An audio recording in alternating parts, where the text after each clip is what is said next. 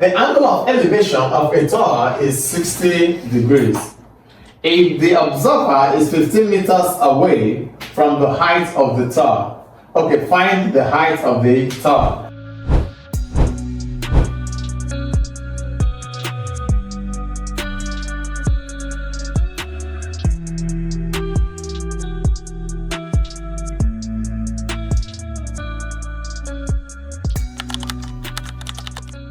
The height of the tower. Now, let's look at it. The angle of elevation. So this is an angle of elevation 60 degrees. The observer standing here from the tower, okay, is 15 meters away. How high is our tower? Alright, so for this, we are having, since we are looking for our opposite and we have our adjacent, so we are having considering also tower. Alright, we have adjacent and looking for opposite. So we use tan 60 equals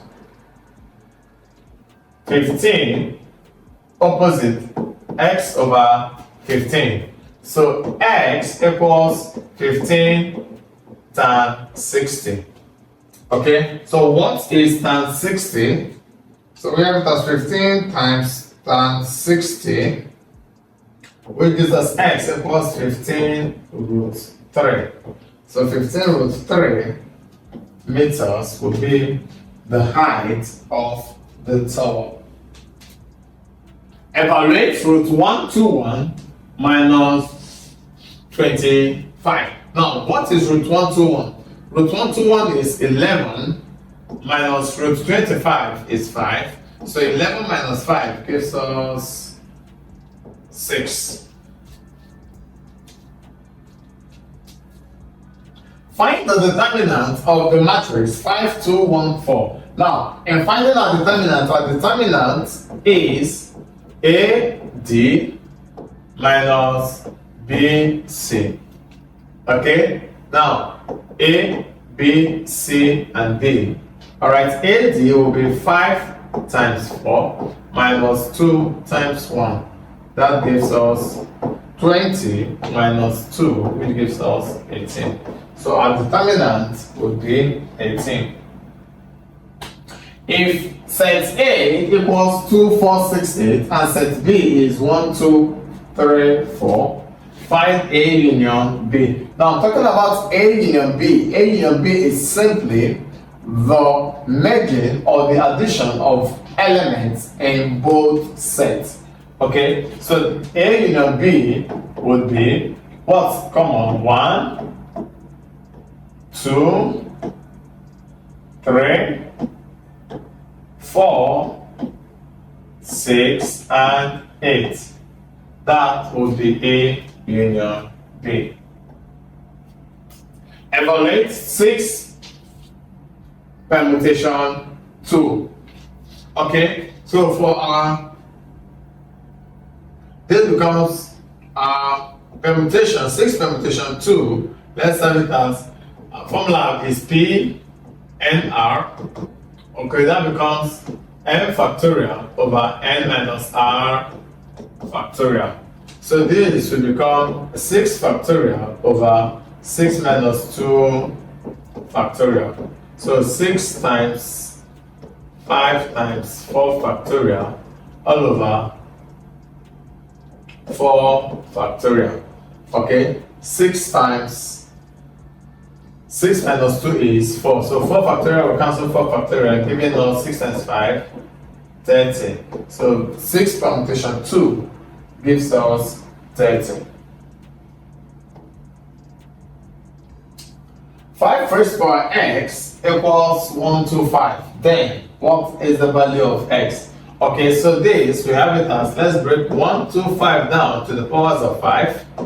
This is 2, 5.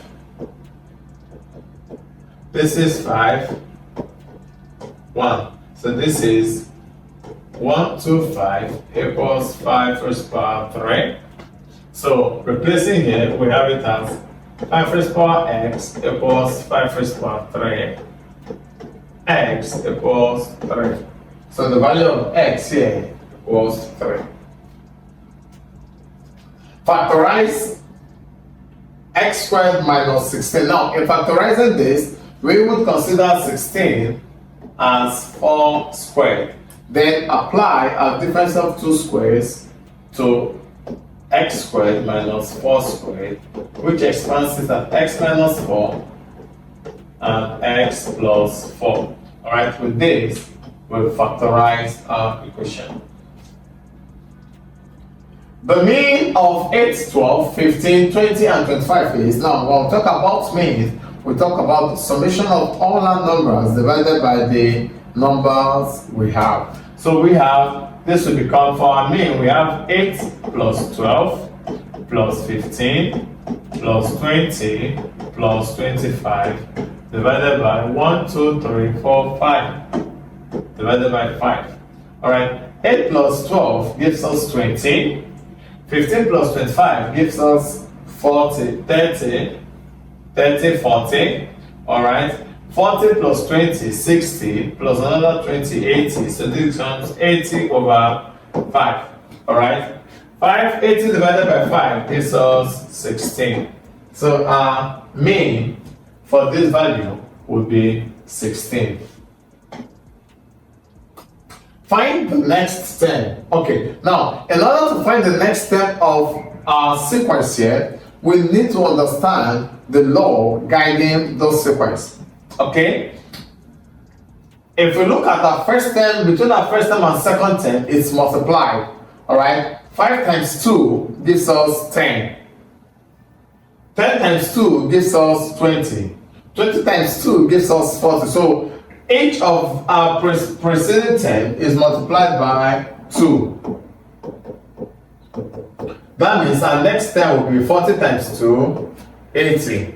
And the next one, 80 times 2, 160. And the next one, 160 times 2, 320, and so on and so forth.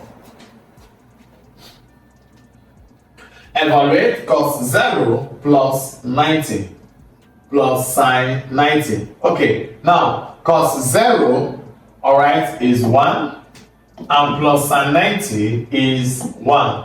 Alright, 1 plus 1 gives us 2. So cos 0 plus sine 90 equals 2. Solve x squared minus 9x plus 20. Okay, so let's see. In factorizing, we have 1. 1 times 20 gives us plus 20x squared. Okay, now let's consider the pair factors of 20 will be 1 and 20, 2 and 10, 4 and 5. Now these are the 3 pair factors of 20. So we can comfortably use 4 and 5 since those 2 gives us 24x and 5. 4 times 5 gives us 20. 4 plus 5 gives us 9. But now let's consider the signs. Since our sign is negative and our sign is positive, we can make both negative. Since minus times minus is plus, minus 4 minus 5 gives us minus 9. So that satisfies our equation. So imputing this here, x squared minus 4x minus 5x plus 20 equals 0. Group these two together. This becomes what's common here, x bracket x minus 4. And what's common here, 5 x minus 4. Remember, I told you it was 0. That what's in your bracket must always be the same. Alright, so from here we have it as x minus 4 equals 0. So therefore, x equals 4. And x minus 5 equals 0. So therefore, x equals 5. So our factors of the equation would be 4 and 5. Convert 210 degrees to radians. Now, in converting from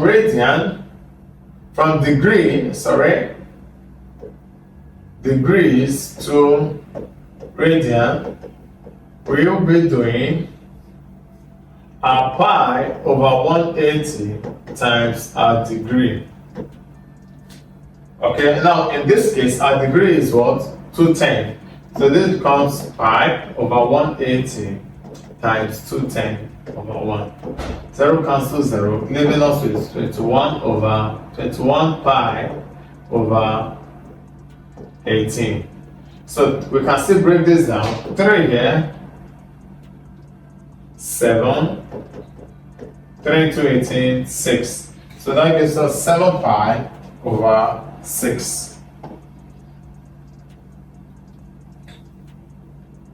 The surface area of a sphere of radius 4 cm is, okay, our surface area equals 4 pi r squared. Okay, so this becomes 4 times pi times 4 squared. 4 times pi times 16. So 16 times 4.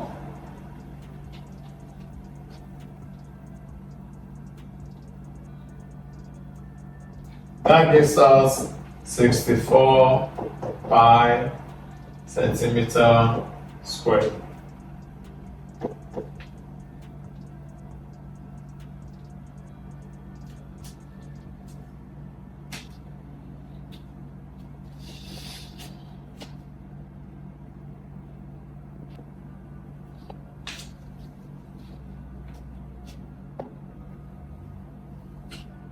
Find the midpoint of the line joining 2, 4, 8, and 10. Now, looking for our midpoint, we have it as x1 plus x2 over 2, y1 plus y2 over 2 as midpoint. So this becomes x1 is 2 plus 8. That would be 2 plus 8 over 2 and 4 plus 10 over 2. So this gives us 10 over 2 and 14 over 2, which is 5 and 7. So that forms our midpoint.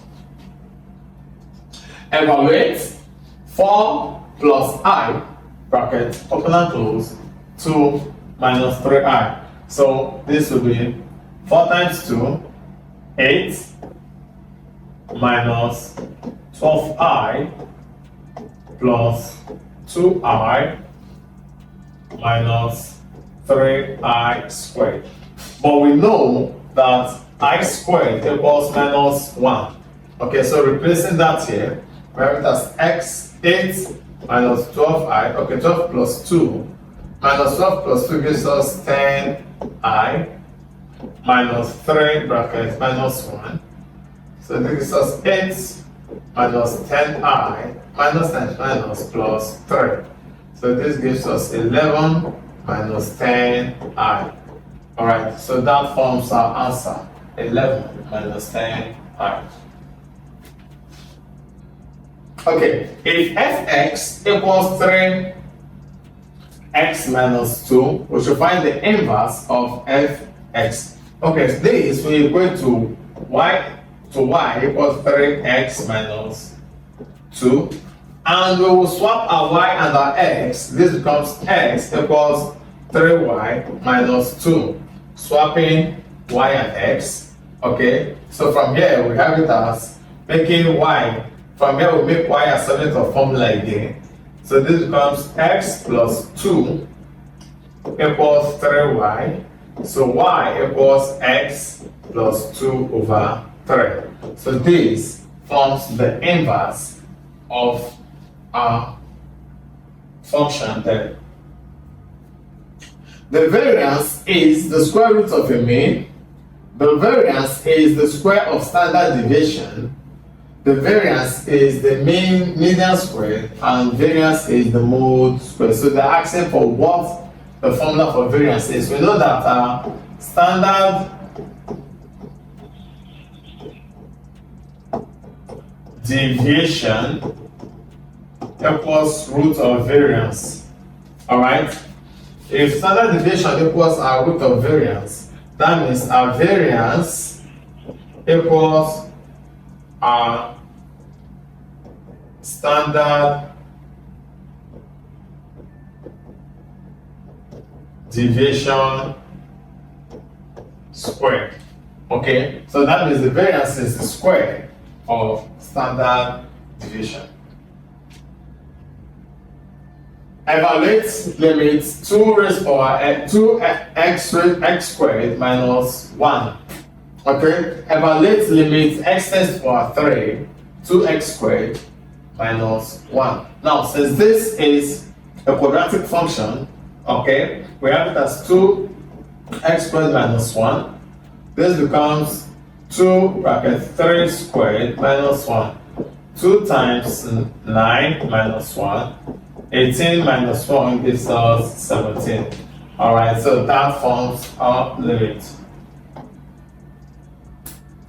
If vector A equals 4 and minus 2, and vector B equals minus 1 and 3, find A minus B. So we are asked to find vector A minus vector B. So our vector A is what? 4 minus 1 and minus 2 minus 5. So this gives us 4 minus 1 gives us 7. And minus 2 minus, 4 minus 1 gives us 5. And minus 2 minus 5 gives us minus 7. So this forms our new position for the vector. Find the sum of the interior angles of a 20-sided polygon. Okay, we are using our formula Sn equals n minus 2 times 180 degrees, where n is a number of sides. In this case, S20 equals 20 minus 2 times 180. And 20 minus 2 gives us 18 times 180, which gives us 18 times 180 gives us 3240 degrees. Alright, so the sum of interior angles of a 20-sided polygon would be 3240 degrees. A cylinder has a radius of 7 cm and the height of 10 cm. Find its value. Okay, so our volume of cylinder would be pi r squared h. This gives us pi, radius is 7 squared times 10. Alright, 7 squared is 49 times 10, which gives us 490 pi. Since it's in terms of pi, 490 pi cm cubed. Okay, since it's in terms of pi. Now this is solve 3 over x minus 1 equals 1.